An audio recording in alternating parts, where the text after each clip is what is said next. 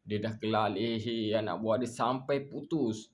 Dia pun ambil rantai emas di leher tu, dia pun ambil cincin. Hai kawan-kawan, yang mana baru masuk, jangan lupa tekan butang like, subscribe dan butang lonceng supaya korang tak tertinggal cerita baru dari ME Studio Channel. Okey, selamat menonton. Assalamualaikum semua. Salam sejahtera kepada seluruh rakyat Malaysia, Sabah, Sarawak, Brunei, Indonesia. Terima kasih banyak kat korang yang mana support kami ME Studio Channel. Terima kasih banyak kat korang. Okeylah, ni saya ada satu cerita tau. Ni cerita pasal seorang makcik kelar leher anak buah dia sendiri. Semata-mata rantai emas. Okeylah, saya tak nak cerita banyak tau. Ni saya nak cerita seorang makcik. Makcik ni nama Siti tau, bukan nama sebenar. Makcik Siti ni bukan nama sebenar Yang si Siti ni, dia ni seorang yang baik tau. Dia seorang yang baik, and kalau ada rewang ke dekat kampung, dia tolong tau. Dia dekat Indonesia, saya tak tahulah dekat mana kan. Saya pun dah lupa alamat dia, tapi di Indonesia. Dia kalau ada rewang semua dia tolong. Bila kawan-kawan susah, dia tolong. Kawan masuk hospital, dia sanggup bawakan makanan. Tolong semua. Makcik ni seorang yang baik kan. Bila kawan anak kata jiran tak ada duit ke apa, anak kata dia ada RM1 ke, ibarat macam itulah. Saya tak tahu duit sana saya tak tahu kan, tapi yang saya tahu dia ni seorang yang baik. Anak kata orang tu susah kan, yang si Siti ni pun orang susah juga, tapi dia bantu apa yang dia mampu, macam bagi beras, macam itulah, bagi makan lauk sedikit kan. Tapi pada satu hari tu, dia ni teringin nak telefon tau. Dia ni orang susah, dia teringin nak telefon, tapi dia susah, di mana mampu nak beli telefon semua. Dia pun bersabarlah, dia semayang. Dia ni semayang tak tinggal semua kan. Alhamdulillah, bukan semayang tak tinggal lah. So dia ni kuatlah semayang kan. So dia selalu main dengan anak buah dia sendiri. Dia ambil anak buah dia, tak apa, anak buah dia datang rumah main dengan sepupu dia, anak si Siti ni. Dia main-main seperti biasa. Pada satu hari tu, yang si makcik ni pun terdetik kat kepalanya. Dia tengok rantai emas anak buah dia kan. Dia tertengok rantai emas, cincin, gelang tangan. Kepala otak dia pun pusing-pusing. Dia fikir nak ambil rantai emas tu, nak beli telefon bimbit, macam itulah. Tapi dia batalkan hasratnya. 2-3 hari kemudian dia dah tak boleh tahan. Dia pergilah jumpa anak buah dia. Dia berjumpa, dia ajak anak buah dia. Nama anak buah dia Ayu, bukan nama sebenar Ayu. Jom main dengan si Kiki nak kat rumah. Kiki ni sepupu dia, dah ajak main dengan Kiki kat rumah. Yang si Ayu ni pun cakap lah, betul ke Cik Siti? Lepas tu Cik Siti ni pun cakap, betul you, jomlah Kiki ada kat rumah. Dia pun berjalan pergi semua. Sampai depan rumah, dia kata dengan si Ayu, Ayu tunggu sini kejap je, makcik nak ambil barang-barang. Kita pergi kebun, nak pergi kebun, tolong makcik kita petik sayur. Yang si Ayu ni, seorang makcik yang ajak kan, takkan dia nak tolak. Dia tahu gitu makcik dia, adik-beradik mak dia. Dia pun pergilah, dia kata jom teman. Dia pun pergi semua dalam perjalanan tu. Si Ayu ni pun penat. Dia katalah, Cik, Ayu penat, dukunglah Ayu kan.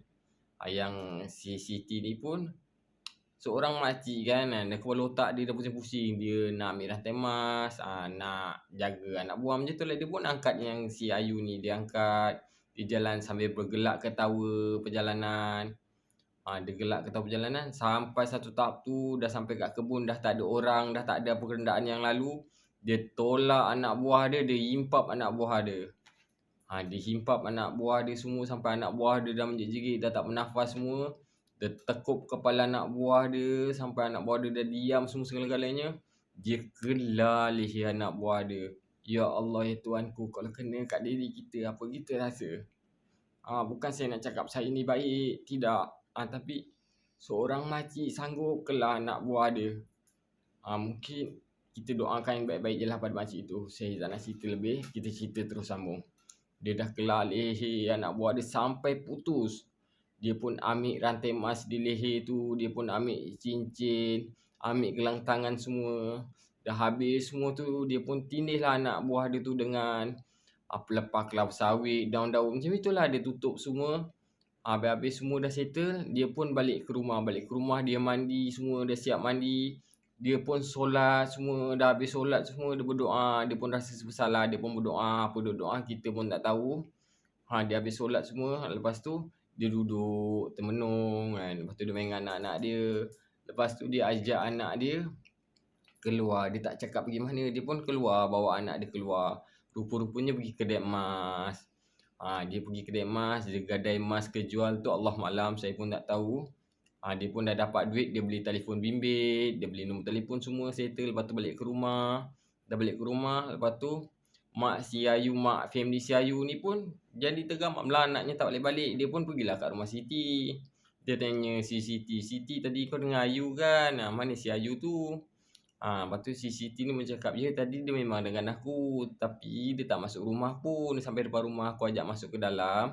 Dia kata nak main dengan kawan-kawan. Sebab ada suara budak-budak kan kat situ. Yang si Siti ni pun cakap macam itu. Dengan family dia. Family dia pun percayalah. Lepas tu si Siti ni cakap. Dia lepas dengar suara budak-budak, si Ayu ni terus pergi main. Itu je yang last.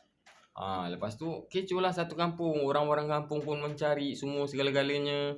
Yang si Siti pun cari, dia boleh post status. Hantar gambar anak buah dia, siapa nampak bagi tahu. Anak buah dia tak balik semua. Dah 2-3 hari kemudian terjumpalah mayatnya di tepi jalan. Lepas tu bergulung lah orang kampung semua pergi tengok dengan si Ayu ni. Ayu pula dengan si Siti ni semua pergi tengok makcik dia. Makcik dia pergi tengok menangis. Menangis semua kan. Polis semua datang. Yang si Siti ni menangis-nangis. Siapalah yang buat. Dia buat cerita semua dengan kisah sedih macam dia tak bersalah. Lepas tu dia post kat status. Dia post kat WhatsApp ke, status WhatsApp ke, Instagram ke tu Allah malam saya pun tak tahu. Tapi yang saya dapat tahu, follow cakap dia post kat status dan semua. Dia kata biarlah nanti penjenayah tu dapat pembalasan yang setimpal. Lepas tu polis pun buatlah soal siasat. Dia soal siasat semua dia tanyalah si Siti macam mana ni, macam mana Ayu boleh hilang. Si Siti pun cakap lah. Dia mula-mula dia ajak pergi rumah. Sampai je dekat depan rumah, si Ayu ni dengar suara budak-budak kawan-kawan dia. Dia pun cakap lah dengan si Siti, makcik Ayu nak main dengan kawan-kawan boleh? Si Siti ni cakap lah, boleh tapi jangan jauh-jauh. Dia bagi statement dengan polis. Itulah yang last. So polis pun buat surat siasat semua. Okey, habis-habis tu 2-3 hari tu ada pula jiran kampung, jiran situ bagi tahu dia ternampak Ayu tu dengan makciknya berdokong nak pergi ke kebun ke pergi ke mana tu Allah malam. So polis panggil lah balik si Ayu ni, si Siti ni tanya, bagi penjelasan yang sebenar. Si Siti ni pun kata mana ada, tak mengaku. Lepas tu ada pula kebetulan orang kampung ternampak dia dekat kedai emas. Dia buat report polis, dia kata ternampak lah si Siti ni dekat kedai emas. Polis pun pergilah kedai emas tu. Tengok. Lepas tu polis tu minta semua detail nama-nama orang yang beli. Keluarlah nama si makciknya tu si Siti. Polis pun teruslah pergi ke rumah. Tangkap. Barulah si Siti tu mengaku. Punca dia curi emas tu dia nak beli telefon bimbit. Dia nak beli telefon bimbit je punca nak beli telefon bimbit. Nak main seperti, nak ada telefon seperti orang lain. Mana hati budi makcik dia pun tak tahu. Saya tak tahu nak cakap. Dengan sedihnya saya tengok. Saya tak tahu nak cakap macam mana. Itulah. Ini satu pengajaran bagi kita. Biarlah kita susah macam mana pun tak ada duit. Kan? Janganlah sesekali kita buat dekat anak buah kita ke dekat orang lain. Biarlah kita usaha dengan sedaya upaya kita. Kita kerja. Biarlah gaji kita tak banyak pun. Janji kita jangan mencuri, merompak. Lagi-lagi membunuh. Ya Allah, itu seorang. Macam mana? Itu anak buah kita sendiri. Kita sanggup kelak leher dia semata-mata rantai emas. Saya tak tahu bila saya cerita, saya sedih. Saya ni seorang yang entahlah nak cakap, tak tahu Allah malam. Cuma saya boleh cakap ini satu pengajaran bagi kita. Biarlah kita susah macam mana pun. Biarlah kita susah macam mana pun. Kita tak ada duit, kita tak ada makan. Tapi ingat, anak buah kita ke saudara mara kita ke jiran tetangga kita ke tak kira siapa, janganlah sesekali kita mencuri barang dorang. Janganlah kita buat benda-benda yang tak elok pada orang. Pembalasan Allah bila-bila je boleh bagi. Tak ini hari, besok, tak besok, lusa, tak lusa tahun depan. Tak pun 2-3 tahun lagi, 10 tahun. Tak pun di akhirat sana. Itu semua kuasa Allah SWT. Semua saya boleh bagi tahu itu je lah. Yang mana support saya ME Studio Channel, terima kasih banyak kat korang. Yang mana korang ada cerita-cerita yang menarik nak bagi kat saya, korang boleh WhatsApp saya bagi jalan cerita semua. Nanti saya buat cerita korang. Okey, nanti saya letak nombor telefon saya kat bawah ni, korang WhatsApp je kalau ada cerita-cerita yang best Okey lah, terima kasih banyak kat korang yang mana support ME Studio Channel. Terima kasih banyak kat korang.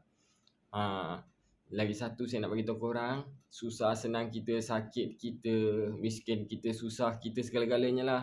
Solat tu tiap agama kita, jangan sesekali kita lupa. Jahat kita macam mana pun, solat jangan kita lupa. Bila kita dah solat hari-hari, kita dah berdoa hari-hari, kita pun dah takkan melakukan kejahatan. Tapi setiap manusia hari-hari ada melakukan dosa. Saya nak cakap pun saya tak tahu macam mana. Saya ni tak kuat agama, cuma saya boleh bagi tahu itu je lah. Susah senang kita macam mana solat, jangan sesekali kita lupa. Okeylah kawan-kawan semua pada Sabah, Sarawak, Indonesia, Brunei. Terima kasih banyak kat korang. InsyaAllah besok kita jumpa lagi. Okey, bye-bye.